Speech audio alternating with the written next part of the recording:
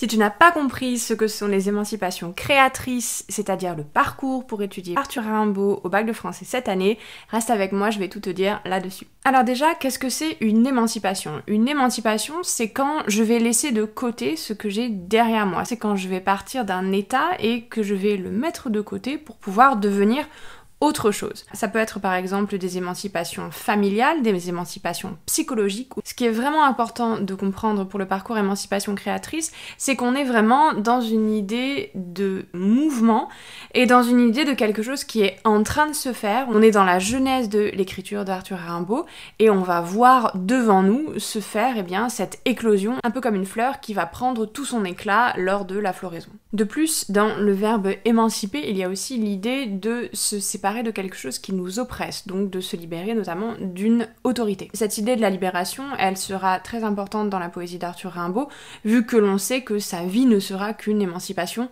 de tous les carcans sociétaux, poétiques. Il y a trois principales émancipations qu'on va pouvoir dégager dans la poésie d'Arthur Rimbaud, ou en tout cas dans les cahiers de Douai, ça va être déjà l'émancipation familiale, et particulièrement en ce qui concerne la mère d'Arthur Rimbaud.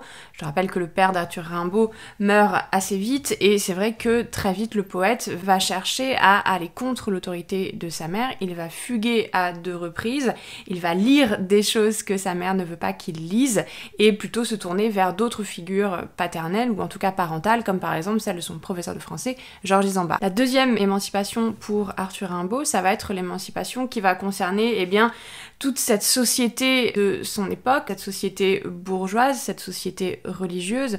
Je rappelle que la mère d'Arthur Rimbaud est quelqu'un d'assez religieux, en tout cas dans la jeunesse d'Arthur Rimbaud, la religion a une place très forte, et on est dans un moment de révolution, on est dans un moment de changements sociétaux qui vont être importants pour le siècle, et Arthur Rimbaud va aller complètement dans cette idée de faire bouger l'autorité bourgeoise, de la renverser et d'essayer de vivre comme un marginal. Et enfin, la troisième forme d'émancipation que l'on va avoir dans Arthur Rimbaud, évidemment, elle va rappeler la modernité poétique dont on avait parlé l'année dernière pour le bac avec Charles Baudelaire et Apollinaire.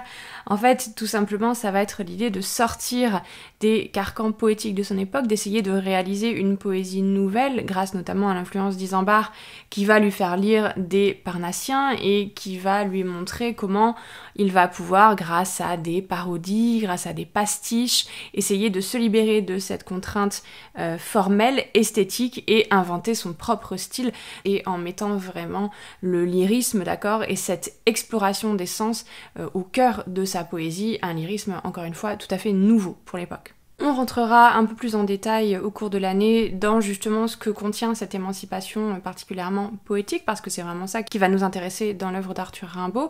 Néanmoins, je pense que pour aborder cette idée d'émancipation créatrice, il faut toujours considérer la poésie d'Arthur Rimbaud toujours un peu comme une espèce de comète qui va passer et qui aura aussi la chute qu'on lui connaît. Il y a l'émancipation créatrice, certes, mais qui se terminera de manière très tragique. Cette émancipation, pour Arthur Rimbaud, elle ne sera en aucun cas salvatrice, elle ne réglera rien pour lui. Voilà un peu les 3 formes d'émancipation qu'on peut regarder dans les cahiers de Douai d'Arthur Rimbaud. N'hésitez pas si vous avez la moindre question, et on se retrouve bientôt pour plus de vidéos. À bientôt!